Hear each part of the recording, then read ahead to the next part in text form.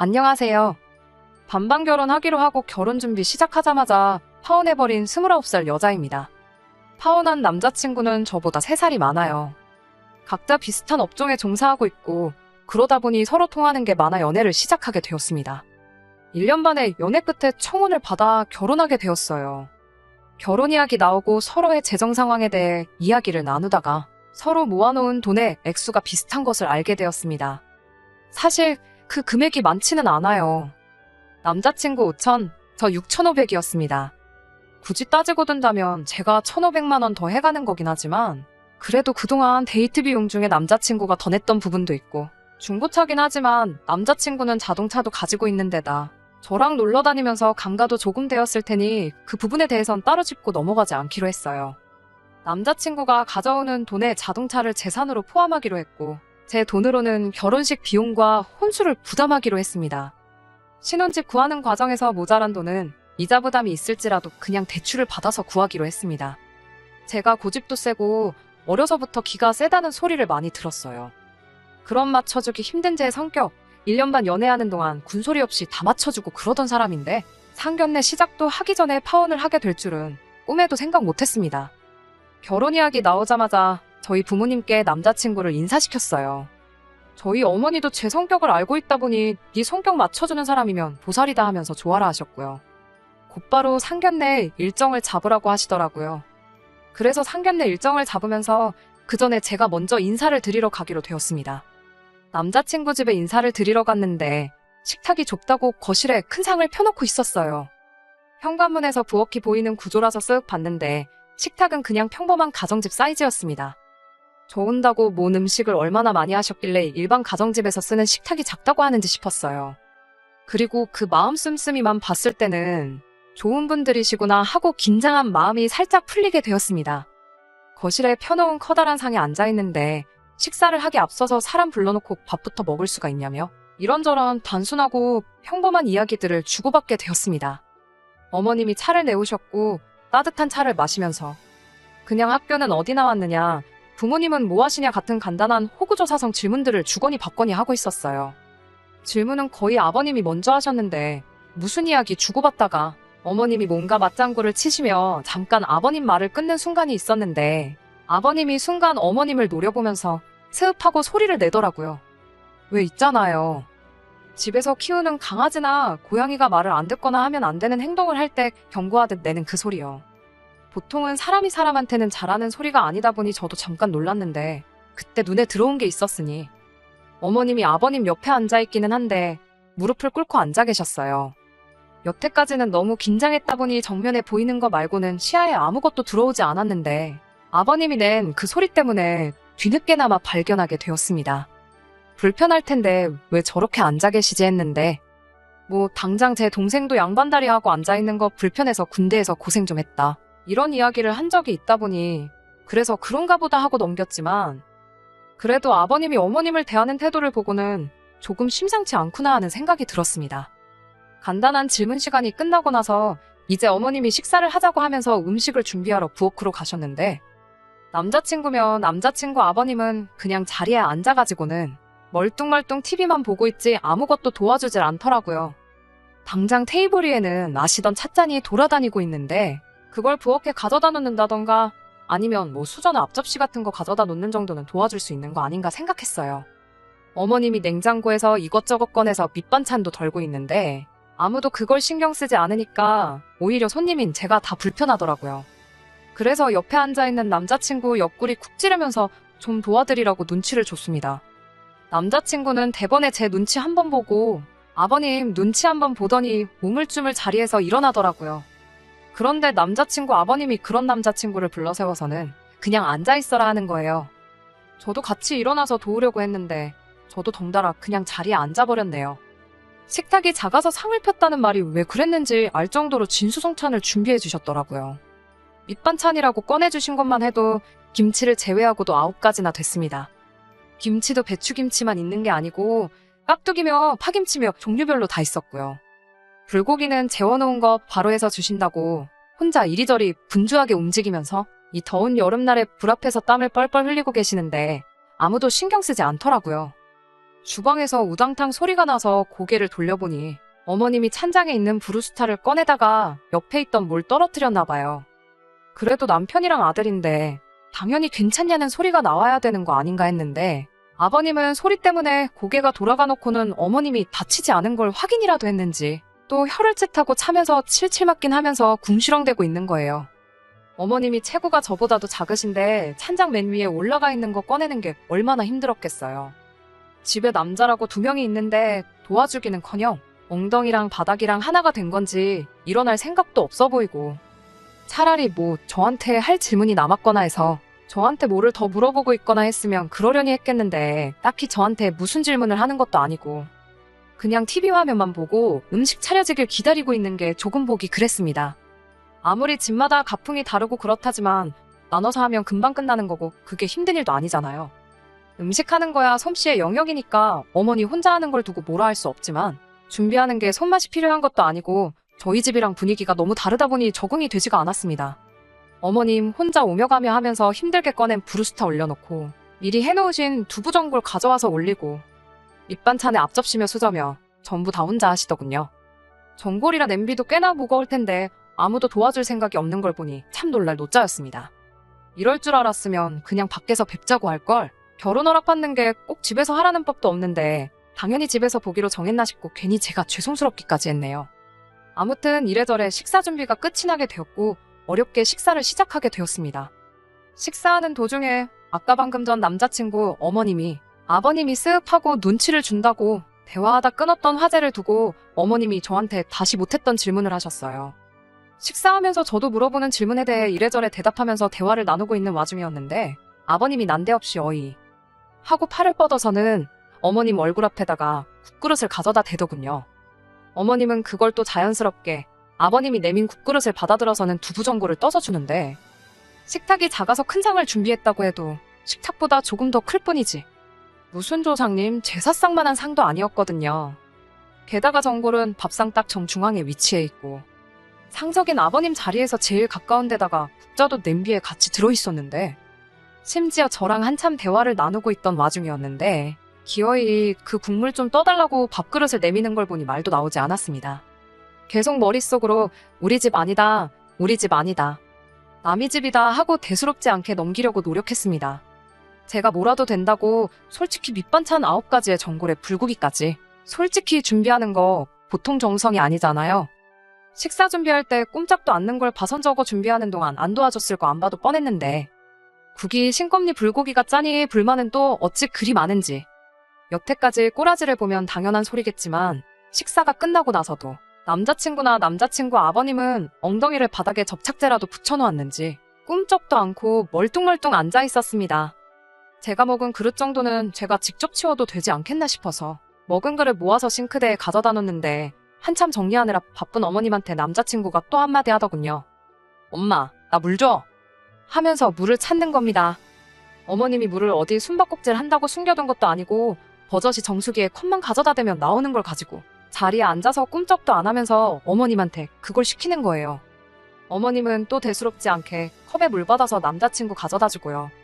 밥상 정리도 끝나지 않았는데 남자친구 아버님이 밥 다 먹었으니 과일 좀 깎아서 내오라고 명령조로 말하는데 어머님은 거기다 대고 내내하고 대답하더니 밥상 정리 다 하고 또 거기서 과일을 준비하기 시작하더라고요.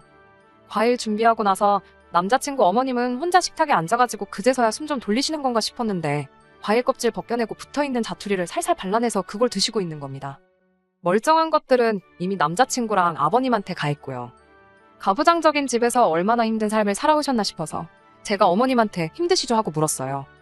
그런데 여태까지 남자친구 아버님이 부리는 갑질에도 대꾸 한마디 없으시던 분이 표정이 바뀌시더니 이게 힘들긴 뭐가 힘드냐고 하는 겁니다. 이게 다 내조라고 하면서 여자가 잘해야지 집안이 기강이 서는 거라고 하면서 행여나 우리 아들하고 결혼하면 우리 아들한테 집안일 시킬 생각은 하지 말라고 하더군요. 여자는 모름지기 살림에 충실해야 한다고 나가서 돈 얼마 벌어와봤자 어차피 애 낳고 나면 애 키워야지 않겠냐고 괜히 그 몇 푼 안 되는 돈 벌겠다고 나대봐야 가정이 잘 돌아가지 못한다고 저한테 엄중한 경고를 하는 겁니다. 당신 오늘 하는 거 다 받지 않느냐고.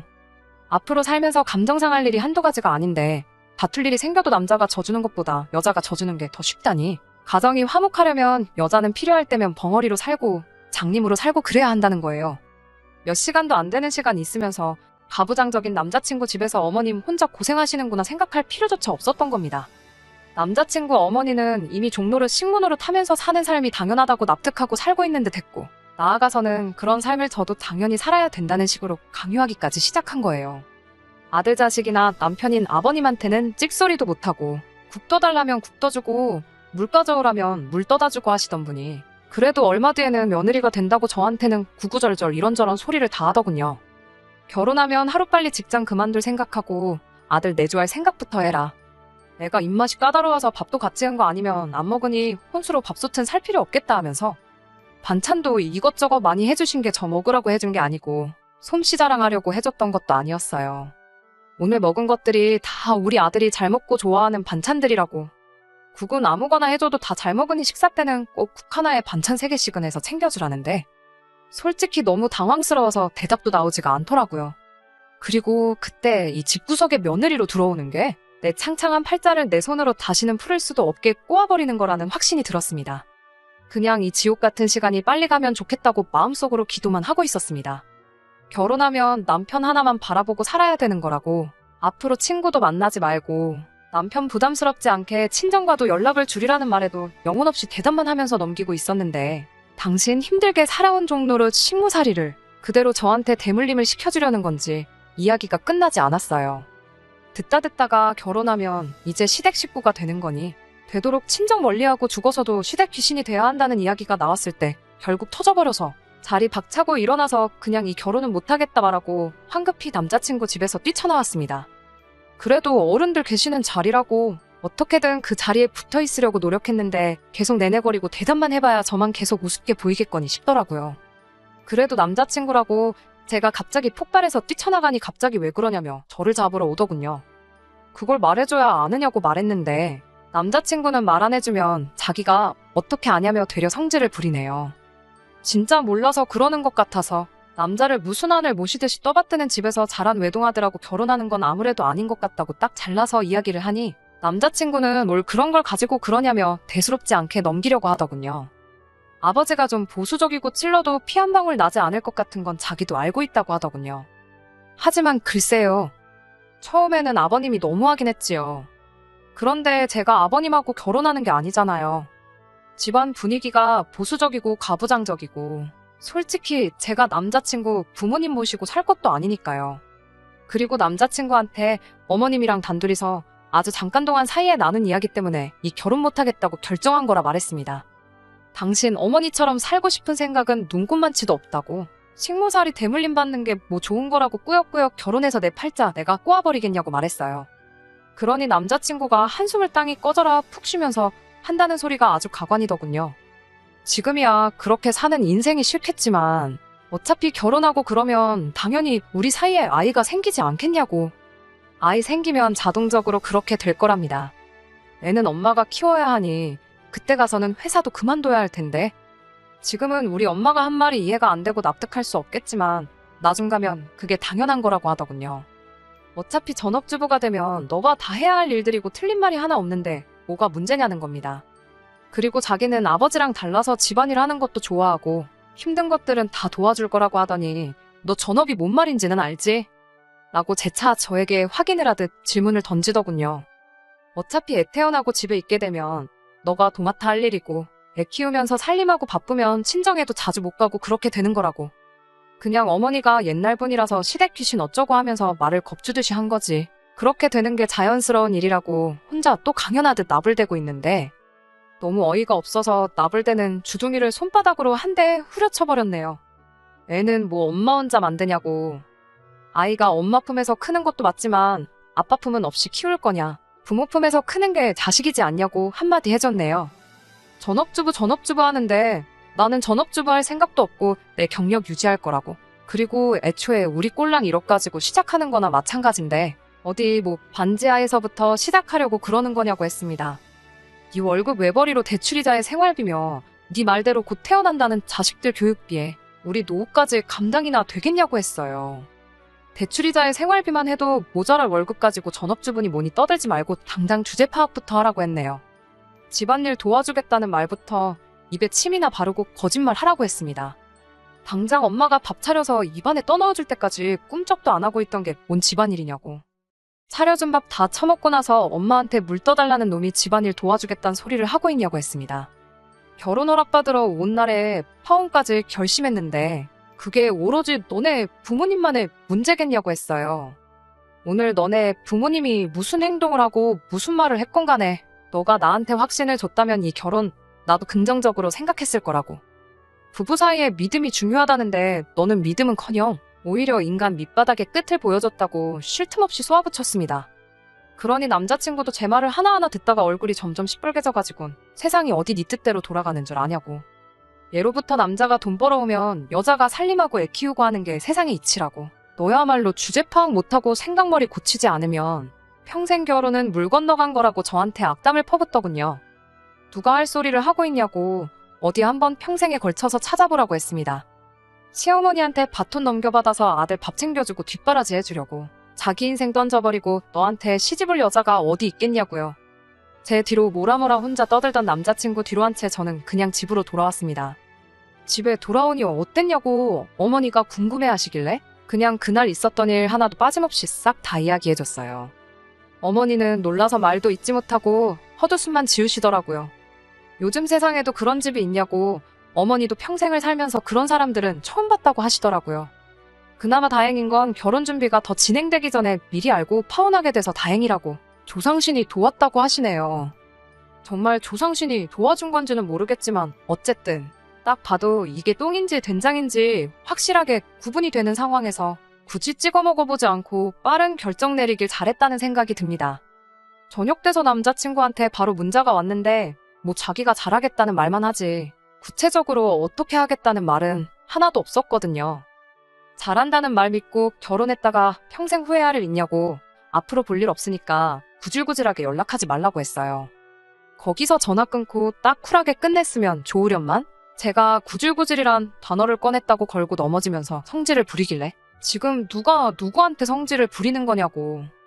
그 나이에 여태껏 모은 전재산 5천만 원 가지고 어디 한번 평생 조선시대 방불케 하는 꽉 막힌 집구석에서 오매불망 남편 퇴근만을 기다리며 밥 해주고 뒷바라지 해주고 하늘처럼 떠받들어줄 그런 사람 실컷 찾아보라고 속 시원하게 한마디 해줬습니다. 나는 나대로 내 인생 살 테니까 신경 끄고 잘 살라고요. 그래도 속에 있던 말 남김없이 싹 다 내질러버려서 후회는 없습니다.